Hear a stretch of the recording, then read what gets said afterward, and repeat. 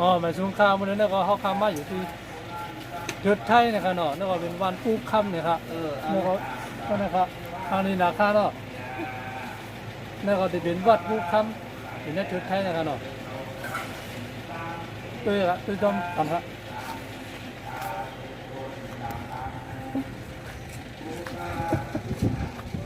นี่ครับนี่เป็นเทิดไทยอ่ะนะครับ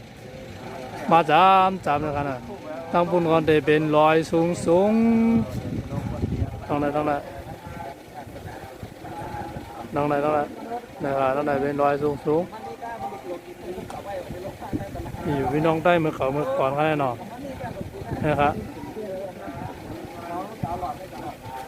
ทางนี้นะครับเนาะเด็กขึ้นมาสูงอีกหนึ่งครับเนาะขึ้นลอยขึ้นมาได้สูงนะครับทางไหนบนนั่นนะครับอากาศก็ดีลมก็เย็นดีนะครับนั่นแหละเนี่ยครับอันนี้ครับเนาะทางไหนก็มีไม้สร้างเป็นไม้สร้างคำค่ะเนี่ยก็เป็นไม้สร้างคำไม้สร้างคำใจเขาอยู่เนาะข้าเนี่ยเหลือไม่หนากันเนาะเด็กก็ยังไม่หมดกันได้กันเนาะทางกระจกกันนะครับไม่สงครับอ๋อเนี่ยก็จะเป็นวัดปูคำเนี่ยกันอยู่ในเทือกไทยนะครับเนี่ยวันนี้มาถึงที่วัดปูคำเนี่ยมันนะครับมีจอมร้อยนะครับเนี่ยครับวันนี้นะครับนะครับน้ำคืนก็คืนร้อยไม้นะครั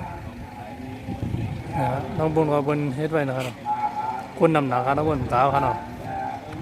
นะครับ